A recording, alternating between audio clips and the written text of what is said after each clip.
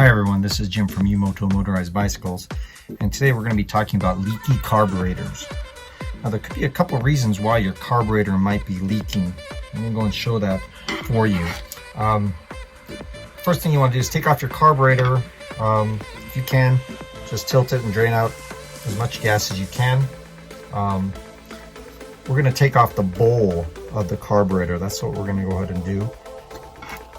We're going to get a Phillips screwdriver, unscrew the two screws at the top of the carburetor, and if you still have gas inside, just be careful.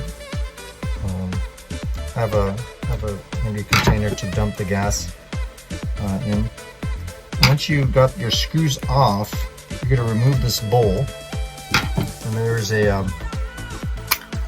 little gasket. Just be careful with that gasket.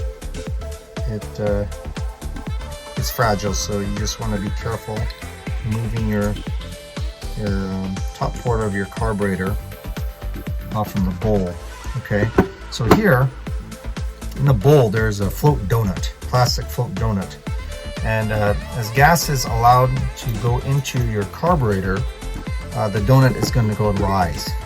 It's the float, and as it rises, it's going to come into contact with this float fork.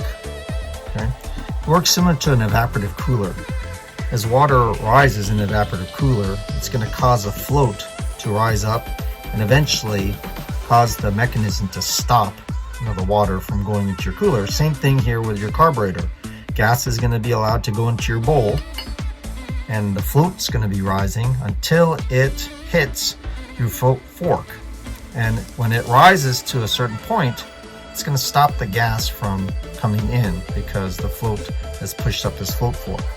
Okay, one of the problems that could be happening with your carburetor is that your bowl, your little float donut could have a little pinhole, and gas could be inside your float donut.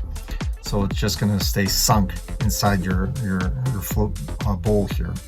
So if that happens, you need to throw out this little float donut and get a new one. All right? That could be a possibility.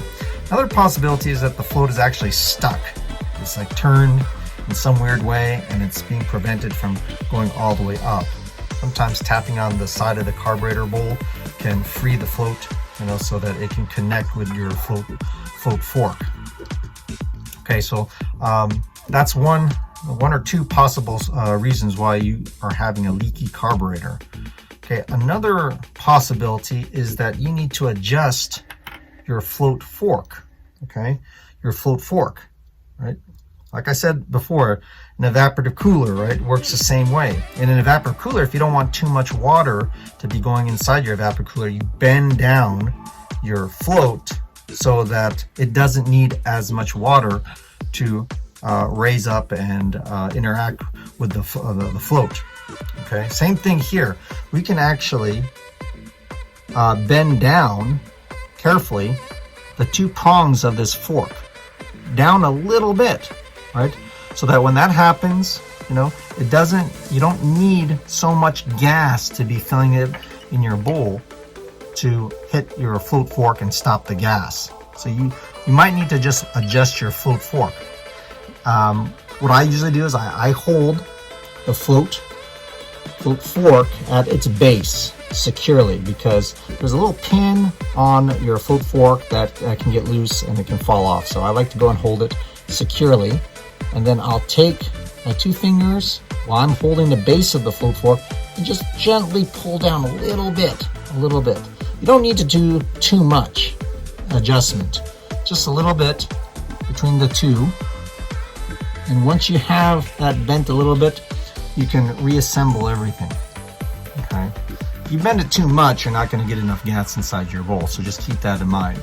All right, so there's a couple of reasons why you might be having a leaky carburetor. One, your float donut could have a little hole in it and it's filled with gas, and it's just not interacting with your float fork. Number two, your float fork might need to be adjusted a little bit downwards, so much gas doesn't have to be entering inside your bowl. Okay, So if you have any questions in regards to motorized bicycles, two-stroke motorized bicycles, contact us, youtube.com/U-MOTO bikes. We'd be happy to help you with any of your motorized bicycle questions. You can check out other videos at U-MOTO bikes, youtube.com/U-MOTO bikes. Please remember to like and subscribe, and we'll continue to work on more videos to help you with your two-stroke motorized bicycle. Thank you.